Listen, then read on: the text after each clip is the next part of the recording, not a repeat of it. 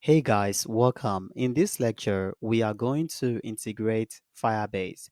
To integrate Firebase, first we have to go to our browser and then open a new tab and then type in Firebase.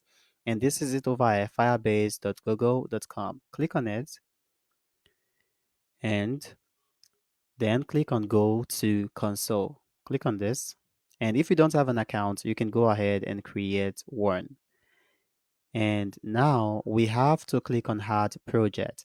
And over here, it is asking for the project name. I'm going to call mine Store. But of course, feel free to call yours whatsoever you so desire. And I will click on Continue. And then make sure to disable Google Analytics because enabling it will require further configuration. Disable it and then click on Create Project.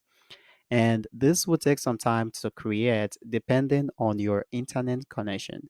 Okay, provisioning resources, and we have to wait till it finishes, and then after we should be able to move on with our lives. Okay, finishing up, and then we have to click on continue. And waiting for this, and we will be integrating Firebase for Android, so we can go ahead and click on the Android icon. And over here it is asking for a field known as Android package name, and we can over in this to see more detail about the Android package name. And it says your package name is generally the application ID in your app level build.gradle file, meaning in order for us to easily get the Android package name, we can easily go to the app level build.gradle file. Now to go to this, we have to go back to our editor, and then we have to go to Android and then app. And within the app folder, there is a file known as build.gradle. And over here we have the name space, and we are not interested in that, but we are interested in the application ID. And this is it over here. Default, it is set to com.example, then the project name. And what we can do is we can make ours unique. So instead of this example, we can use our name, and I can say Mark. And then I can copy this and copy yours and paste this over here. And over here we have another field known as app nickname, and it is optional. And over here we have the debug sign-in certificate. This is also optional. It basically uh, has to do with Google sign up, and over it says required for dynamic links and Google sign in or phone number support. Meaning, if you want your app to use to support Google sign in or phone number support, then it is needed. However, you can always add it in the future if you change your mind to allow Google sign in method. And click on register app and waiting for this. And if you need this, you can also click on this to get your uh, debug sign-in certificate. Waiting for this. Okay, next we have to download this. Okay, I think it has been downloaded. Then we have to go to downloads and make sure to cut this off because this is only unique for this project. And make sure to cut it off so that it will not mixed up with your future google.service.json file. So cut it off and go to your project and go to Android, then app, then same place where we have the src and build.gradle file, paste it. Okay, great. And then after we can click on next and scroll down, and basically this is targeted towards Kotlin, so we can click on Groovy, although it is still targeted towards Kotlin. So we will have to rewrite this.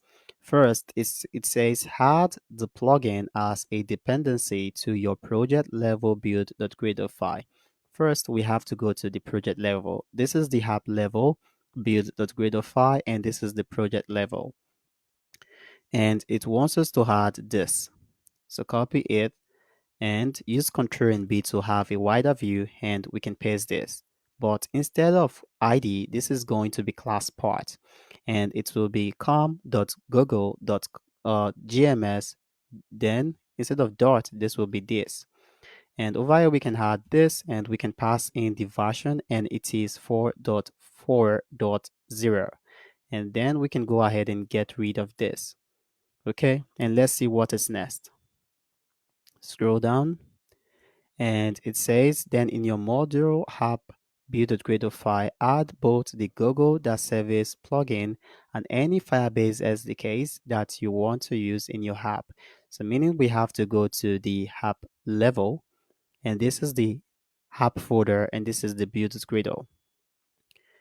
And what is it asking us to add? It is basically asking us to add this, because default we already have the com.android.application. Now scroll up, and you can see we already have the com.android.application, and that is why it is not asking us to add it. So we can just go ahead and paste this. And it's also say we can add any other Firebase SDKs that we want, meaning it wants us to add the app implementation platform, and it wants us to add it within the same file. So copy it and then paste this over here. Okay, and also what we need to do is to increase the minimum SDK to 23. And then after, we can click on next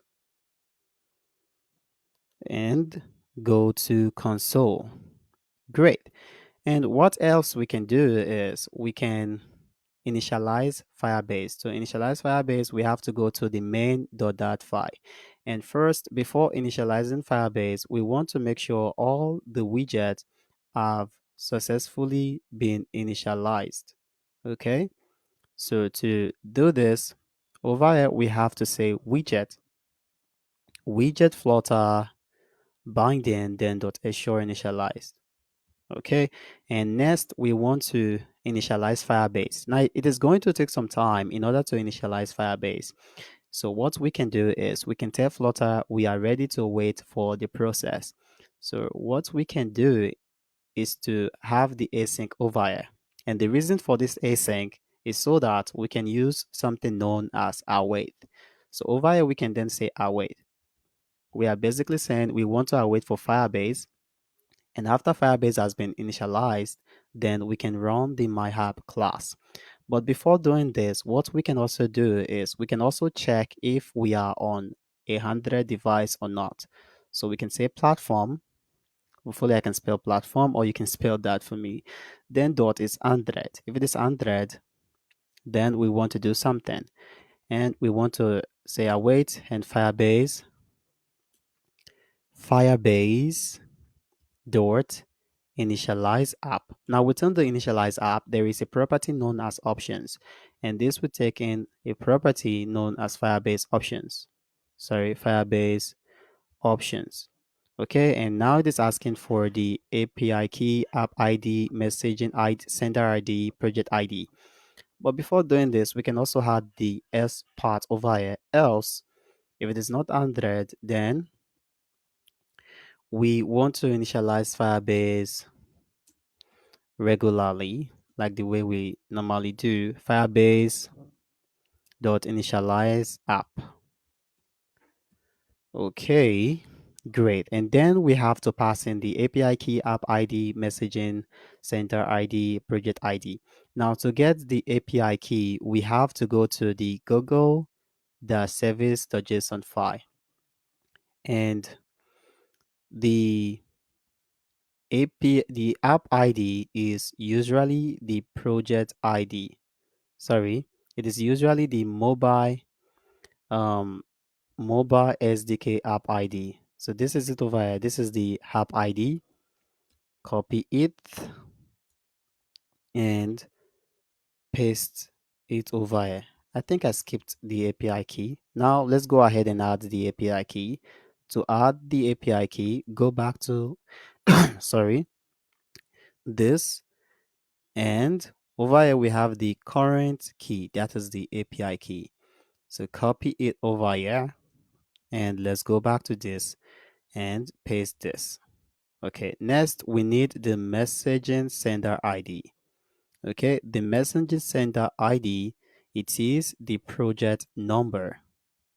So copy this and paste this over here. And next, we need the project ID. So go back to this, and this is the project ID. So paste this. And in the future, sorry, paste this. And in the future, we will be able to upload images to the storage. And in order to upload images or files to the storage, we also do need to pass a property known as storage bucket. And then we have to give the path to this. So I'll go to storage again. And then we have to click on get started. And I will click on start in production mode. Sorry, start in test mode. And I will click on next.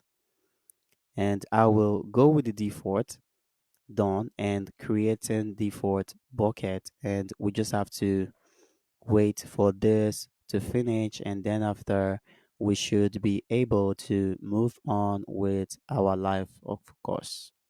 Okay, creating default bucket, and I think this is taking longer. Okay, setting up security rules, and this will usually take time depending on your network. And setting up security rules, we have no options than to wait till it finishes. Waiting for this, still setting up security rules. And okay, I'm just going to refresh this. I'll refresh and waiting for this. And okay, and what we are currently interested in is this URL over here. Now click on copy folder path, then paste this as the value. Okay, great. Sorry, use Ctrl S to save. So this is basically all we need to do in order to integrate Firebase.